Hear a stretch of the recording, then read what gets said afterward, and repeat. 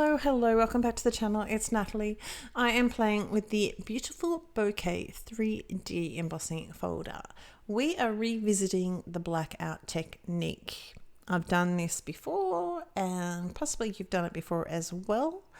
I have sprayed a little bit of water on the back side. Now we're actually going to, which is sort of the front, come to think of it, because we actually are going to use the back of the image, the sunken part, the debossed part. And that's the beautiful thing about this technique. To me, it's very freeing, very easygoing. I'm not stressing so much with my coloring and making sure things are just precisely where they are, because the black is going to hide a multiple of sin, shall we say? Shall we just say that?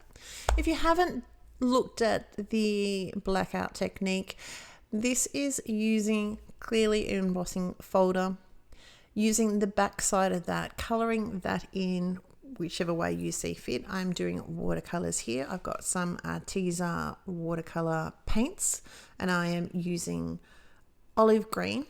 The center of my roses or my flowers are going to be scarlet red with a little bit of rusty red for the very, very center of the flowers. I can't think, I've done it once before on a smaller, like it was still a decent sized flower, but I can't think of what it was, but it was a tag. It was a lot smaller of an image sort of thing, but it was a tag. It didn't have, like the two flowers that we got here are very opened, which is going to get a little bit of the black on it. I've digressed for a second. Let's go back. If you haven't done this, what it is coloring the deboss side, as I mentioned. And then what we're going to do, so the background is actually raised up. So you color the image in whatever you see fit, and then you use I use a pigment ink pad to brush over, and I use it's much easier with a really big ink pad, and lightly brush over the whole image. Now, some of your flower, some of your petals or whatever you're doing is going to end up with a little bit of black. You do have to need a lighter hand, and then pick where you need more color. But we'll look at that a little bit later on. I remember what I did it with. I did it with just inks and just laying down some color with little blending brushes, that would be the better word. And this technique with watercolor, because I haven't done this one before, but I thought, let's give this a crack. Let's see how this goes, and I'm sure it's going to be lovely, but we'll see how it turns out. Makes it a lot more prettier. The blending brushes, they end up looking, honestly, it looks like a hot mess until you put the black on it. It really does. This is still, keep it relatively simple, because you're applying with a paintbrush clearly, rather than even the small blending brushes. You get ink in the raised areas as well as the debossed areas.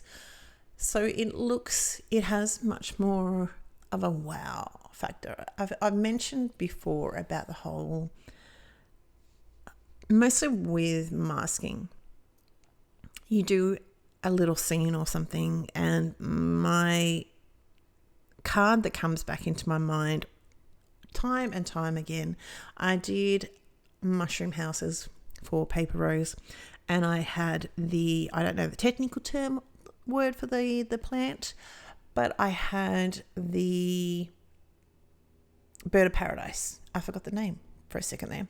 Bird of paradise in the background. Until the masks come off, it looks so terrible. It looked so terrible. But when the masks do come off, it's just that magical moment. And that's a lot with the ink, using ink blending, because you don't have a lot of control even with the smaller brushes to define where everything is going. So then when you add the black in this sort of situation, it's just like got a real power of a effect to it. So this was much finer. But as I said, this has got the big flower, so you're going to get a much more rustic, I think.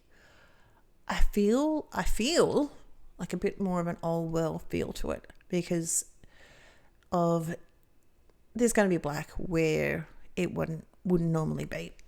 That's my opinion. I don't mind it. I quite liked it. This was purely a experiment to see how it was going to come about and what was going to happen.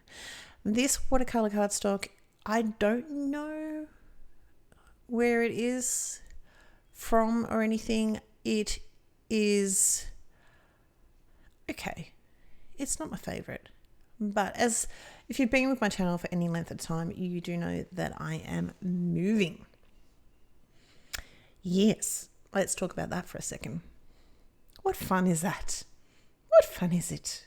Like, and then of course things start. If you've been with my channel for a while, you may possibly remember that we got new carpet. We had a lot of leaking. We found another leak when we pulled up the carpet.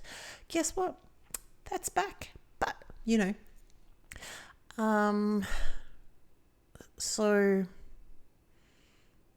it's not fun. It's apparently, and I'm starting to see it, it's one of the big stresses. I mean, there's other things that are very stressful, of course, but it's one of the big stresses because, you're selling this house. Where are you moving to? I don't know. Are you going to get the price you want? Are you going to be able to sell the house? Is it going to have to be passed in? Who knows? But yeah, one foot in front of the other, and we shall see what happens. So my house sort of gets staged the end of January 2025, and yeah, open houses in February, and we'll see what happens. So yeah, there's lots of fun. I say that very sarcastically. Tones in it.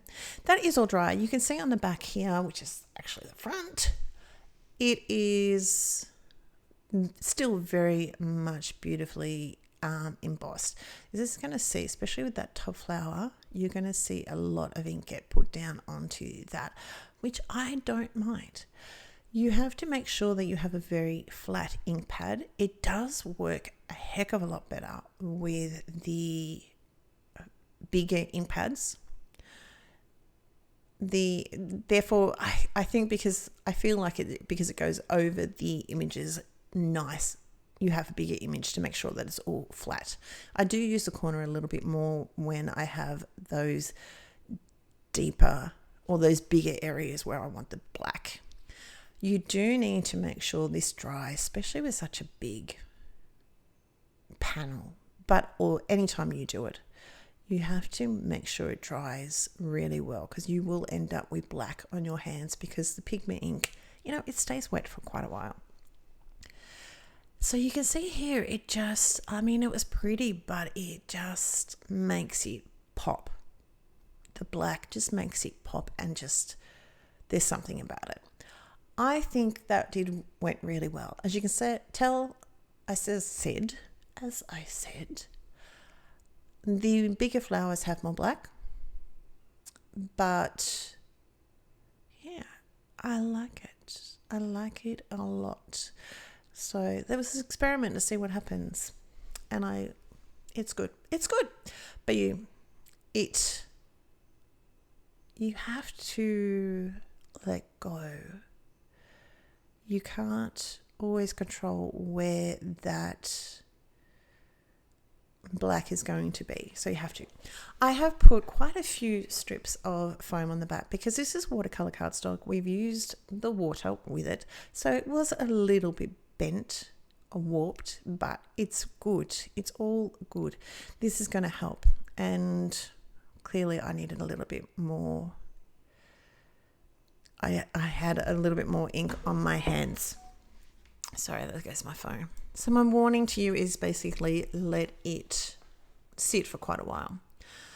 This is the All Occasions Sentiment Pack. There is so many different, well, it's all occasions, so it's lots of different happy birthday, congratulations, thinking of you, all that sort of stuff. And you can strategically place your sentiment over parts that you don't quite like as much. So I thought this flower possibly had a little bit more, too much black, and I didn't want to put it at the top, so we're going to put that right in sort of the upper part of that. Anyway, that's my card for today. I hope you're well. Hit the like, hit the subscribe, and I'll talk to you soon. Bye.